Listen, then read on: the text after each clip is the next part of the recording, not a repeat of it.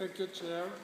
First of all, we would like to commend the Chair of the Drafting Committee for the report and all the work put into this. And we would like to just suggest the following corrections. I was not able to do it anymore to share with you, but in the first footnote of the draft report, you mentioned that the CSM, civil society mechanism, includes 87 NGOs and CSOs. That is not completely true. There are hundreds of CSOs.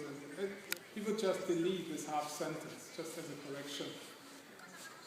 Well, and regarding the session we just are about to conclude, we really, as civil society organizations, welcome the successful conclusion of this 39th session of the CFS as a proof of a highly productive and inclusive CFS. From the CSM's perspective, as we had the CSM annual forum just a weekend before, we had highlighted several concerns and proposals and brought to the attention of this session, and we feel that most of them were really taken up in a way that is very encouraging to us.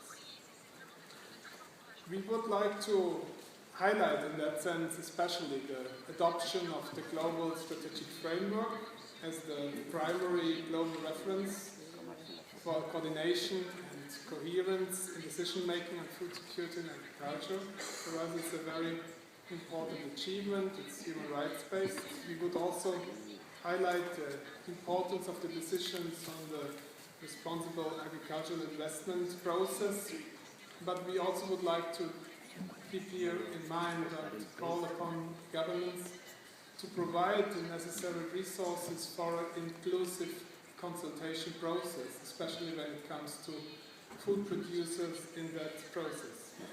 We also welcome and very much what was said and decided on protracted crisis and social protection. In social protection, we are particularly happy about the importance which was given to social protection as human rights and also to the social protection floor. In the climate change, we see it as a first step, actually. Much more is needed to get the food systems being sustainable.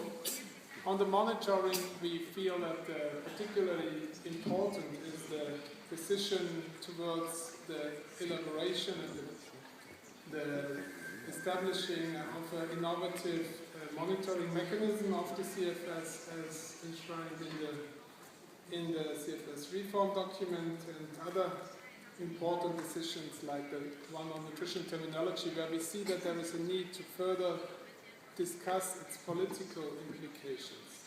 Looking to the future, let me say, Mr. Chair, that we see that the CFS is really striving towards what is this vision statement, to strive for a world for progressive realization of the right to food is implemented, and therefore also I think the decision on the special session during the CFS in 2014 on the 10 years after the right to food guidelines seem to us very important. You have heard from us that several issues are important for us in terms of emerging issues, priorities from the civil society, from social movements, from NGOs, particularly the issue of food sovereignty, as well the issue of genetic resources and agroecology. These are three topics we think this is a forum which needs to discuss it. Is this the most inclusive platform for coordination and discussion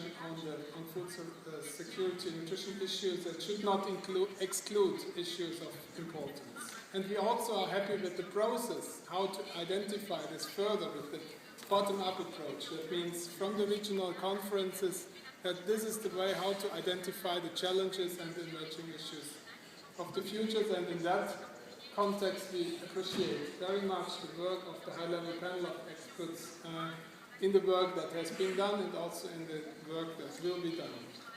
Let me also, on the process of this week, we have important remarks in terms of how the consensus building process is being done here. I think we all felt some tense moments in this week, you know, on the GSF, on the climate change.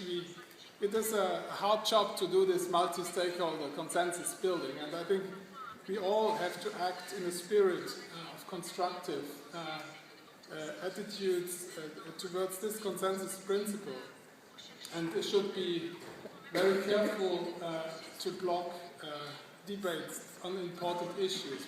We really make this call upon governments. And we also, on the session of this week, we would like to express again our concern on the session on the global and regional coordination and linkages. We feel that the contents presented there were actually important to the CFS, but they should not be just presented, they should be actually discussed in the CFS as an important, as there are so important initiatives, just as, for example, the need for an in-depth discussion of the new G8 Alliance for Food Security and Nutrition. I think the CFS, in order to not be sidelined by other actors or powerful processes, should ensure and discuss coherence of these initiatives with the CFS decisions and agenda. So let me finalize, Mr. Chair, to say that we are, as a civil society organization, social movements and NGOs, we are committed to the CFS processes. We have been during all these years, and we are particularly committed to the implementation of the decisions taken by you, by the governments. We are looking forward to do this implementation and the dissemination and the monitoring together with you. So I would like to commend the chair of the CFS, the rapporteurs, the secretariat for its incredibly hard work, the interpreters, and all the stakeholders here in this room for this successful conclusion of the CFS 39. Thank you very much.